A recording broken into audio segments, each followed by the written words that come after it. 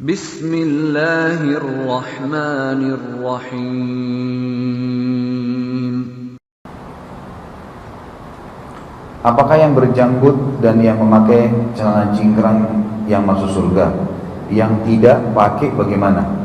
Tentu saja ini sunnah Nabi SAW kan? Kata Nabi SAW di dalam hadis, saya satu-satu jawab dulu. Saya bagi pertanyaannya jadi dua bagian ya. Bagian pertama tentang masalah jenggot dan tidak isbal namanya, tidak menutup mata kaki bagi laki-laki. Kata Nabi SAW, peliharalah jenggot kalian dan potonglah kumis kalian. Bertolak belakanglah dengan majus. Majus ini adalah penyembah api. Karena di zaman Nabi SAW orang-orang Persia itu suka memelihara kumisnya sampai tebal, terus dilingkar-lingkarin, jenggotnya dipotong semua. Pernah datang dua orang utusan ke Madinah, kemudian mereka datang di hadapan Nabi SAW. Nabi begitu lihat, Nabi mengatakan, sungguh buruk tampang kalian. Siapa yang suruh kalian begini?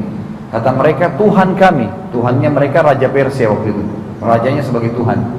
Kata Nabi SAW, tapi Tuhanku menyuruh aku untuk memotong kumis dan memelihara jenggot. Itu perintah Nabi SAW. Sekarang teman-teman yang mau belum mau melihara jenggot, apa halangannya? Apa kira-kira halangannya? Apa masalahnya kalau pelihara jenggot? Bulu tumbuh di dagu. Kalau syaitan mengingatkan itu jelek, itu begini, kalau seandainya satu lembar jenggot itu 10 kilo beratnya, mungkin susah kita pelihara. Alhamdulillah ringan gitu. Dan saya sarankan teman yang bertanya ini, ketik di YouTube kelebihan atau keutamaan jenggot. Nanti lihat beberapa cuplikan. Banyak penemuan secara ilmiah. Di antaranya manusia laki-laki itu kan punya tenggorokan berbeda sama perempuan, ada rongga yang terbuka. Maka mereka memang butuh jenggot di situ secara ilmiah, sehingga kerongkongannya tidak mudah kena penyakit. Itu ada satu penelitian. Penelitian yang lain mengatakan didatangkan sebuah botol, itu semua ada di YouTube, bahkan sudah terjemahan bahasa Indonesia kalau tidak salah. Itu pernah saya tonton, tapi memang dari cuplikan bahasa Arab ya. Itu ada bakteri didatangkan di satu botol, dan ini bakteri yang mematikan, sangat ganas. Itu ditaruh satu lembar jenggot laki-laki, satu lembar jenggot kecil itu dicemplungin, saya lihat itu cuplikannya, dan dikatakan secara ilmiah bakteri itu mati semua dengan jenggot itu. Penelitian. Yang ketiga, ada seorang jenderal angkatan darat Amerika, saya lupa namanya disebutkan di situ. Itu dia meneliti siapa di antara prajuritnya yang paling hebat dalam menembak, sniper. Dikirimlah beberapa orang, dia temukan dan dia kaget, orang yang berjenggot selalu tepat sasaran.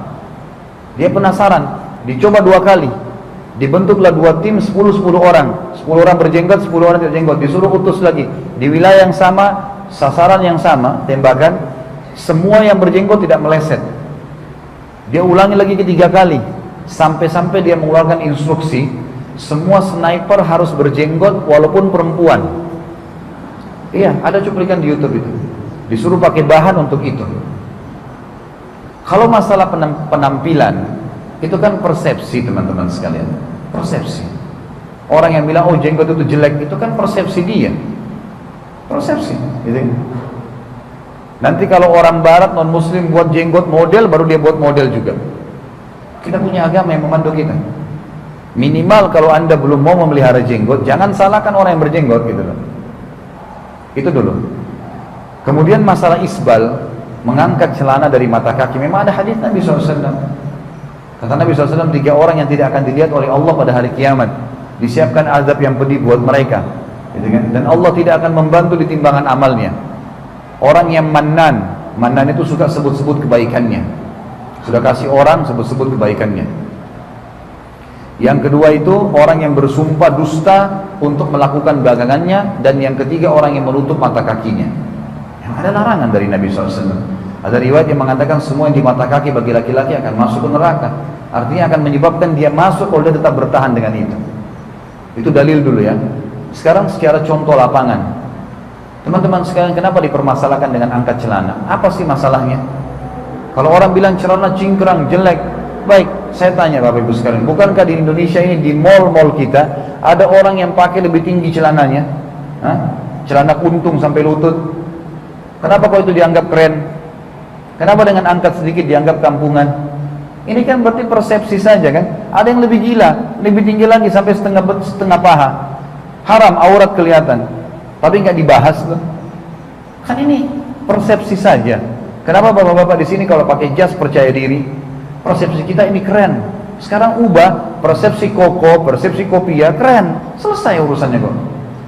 Dan kita harus punya prinsip dalam hidup. Saya kasih contoh.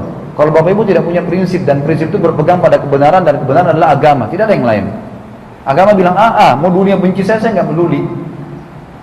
Jadi kita harus berpegang karena agama ini Allah yang turunkan dari langit, pencipta langit dan bumi. Kita harus punya prinsip. Saya kasih contoh cara untuk punya prinsip. Kalau teman-temannya bapak ibu sekalian mengajak makan di restoran, kita pergi 10 orang makan di satu restoran, terkenal di situ makanannya nasi goreng. Kemudian pas masuk di sana kita lihat menu, kok ada mie goreng. Kita tertarik dengan mie goreng nih.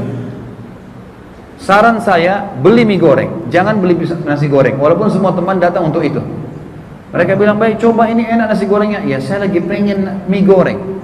Beli mie goreng, nanti saya coba punya kamu ya, incipin, tidak apa-apa. Punya prinsip, jangan tidak punya prinsip. Selama itu bukan yang salah ya. Jadi kita kokoh. Kalau tidak bapak ibu sekalian kita nggak punya prinsip, kita akan mudah berubah. Baru beli mobil, teman kita satu bilang, kenapa mobil merek ini, musiknya merek ini, jual. Baik, besok teman baru datang, jual. Lusa, 1 minggu 7 mobil nih. Orang tidak punya prinsip, datang tamu di rumahnya, kenapa rumahmu warna putih?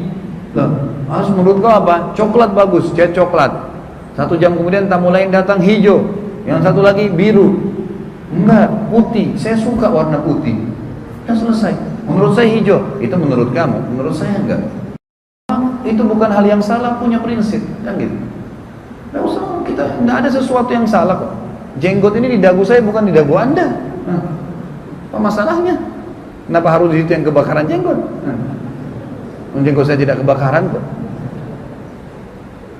Ada juga orang pikir, oh kalau berjenggot tidak disuka sama perempuan. Siapa yang bilang? Ibu-ibu yang sudah ikut pengajian pasti carinya orang yang sudah beragama. Pastilah, nggak mungkin gitu. Sama dengan bapak-bapak yang sudah ikut taklim, tidak mungkin cari perempuan yang telanjang di luar sana. Pasti dia cari orang yang sudah pakai jilbab besar. Itu sudah alami, fitrah, gitu kan? Baik, pertanyaan kedua di sini yang saya potong dari sini, apakah cuma orang berjenggot masuk surga, yang cingkrang masuk surga, yang tidak enggak? Tentu tidak. Mustahil itu. Bukan berarti orang musbil, tutup mata kakinya atau tidak berjenggot lalu masuk neraka. Baik, kalau jenggotnya nggak bisa tumbuh, ada kan orang memang nggak bisa tumbuh, mau diapain? Keluar jenggotnya cuma 3 misalnya. Ya sudahlah, itu yang Allah kasih ya 3 aja dipegang sama dia. Tetap bangga sunnah Nabi, gitu kan? Ada orang semua pernah datang sama saya ikhwah, dia bilang, Ustaz, pakai apa supaya jenggot saya tumbuh? Emang kalau tumbuh jenggotnya mau dipelihara? Sepanjang apapun Ustaz saya pelihara, yang penting tumbuh dulu. Saking maunya punya jenggot. Nih orang punya jenggot terus dipotong. Kenapa dipotong? Persepsi. Persepsi. Saya ambil informasi dari istri saya, malah akhwat kita di pengajian memang tidak mau kecuali dengan laki-laki yang berjenggot sekarang, yang sudah paham sunnah. Oh, ciri khasnya orang begitu. Umumnya di Timur Tengah memang jenggot itu sudah menjadi simbol kesolehan seseorang. Di Indonesia mungkin belum 100% ya, tapi di Saudi itu sudah ditahu orang ini berjenggot. Maka orang berjenggot itu mustahil merokok, mustahil ganggu perempuan. Begitu di Saudi persepsinya nih. Jadi kalau ada orang berjenggot pegang rokok tuh aneh. Orang sorotin semua, siapa orang ini? Berarti orang ini lain ini. Jenggotnya bukan karena paham sunnah gitu. Jadi bukan berarti pasti masuk neraka, enggak. Karena amal soleh kan ditimbang sama amal buruk hari kiamat kan.